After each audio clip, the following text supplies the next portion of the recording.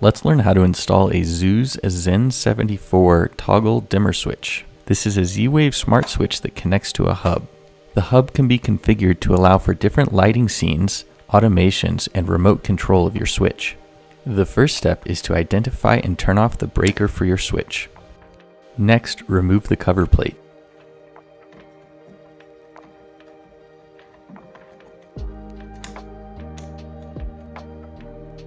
Now remove the old switch from the electrical box in the wall.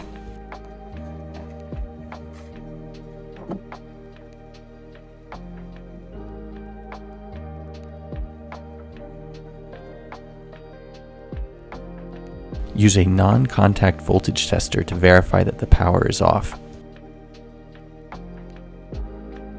Now we need to identify the wires.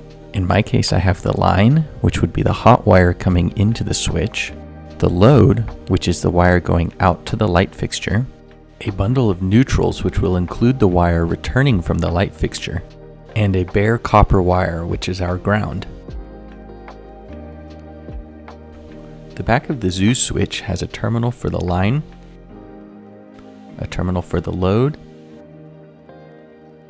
and a terminal for neutral. On the top of the switch is the terminal for the ground wire. Let's start by connecting the neutral wire. Insert one end of the neutral wire provided with your Zooz switch into the neutral terminal on the back side of the Zooz switch. Tighten the screw to secure the wire. Connect the other end of the neutral to the existing bundle of neutrals by removing the wire nut, inserting the wire, and replacing the wire nut. Make sure you tighten the wire nut to ensure the wires are securely attached. You can even give the wire a slight tug to make sure it's connected securely. Now let's remove the remaining wires from the old switch.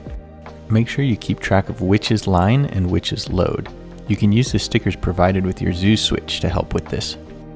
If any of your wires were wrapped around the terminals on the old switch, you can use a pair of pliers to straighten them out.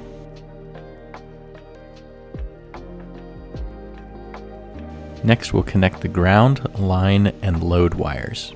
Insert the wires into their respective terminals and tighten the screws.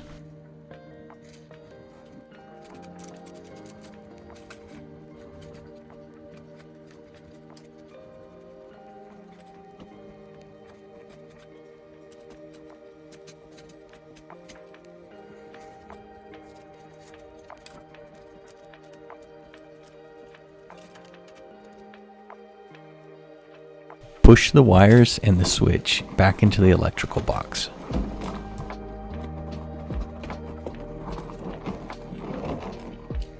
Tighten the screws to secure the switch in the box.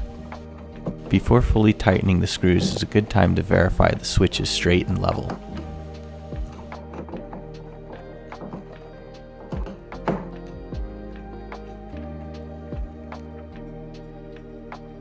Now it's time to reinstall the cover plate.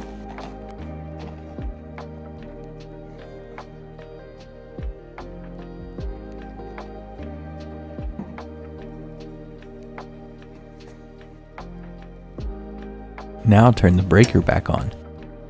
And that's it, we're all done. You can test the switch to make sure it's working as expected. Thanks for watching. Please let me know if you have any questions, comments, tips, tricks, or suggestions.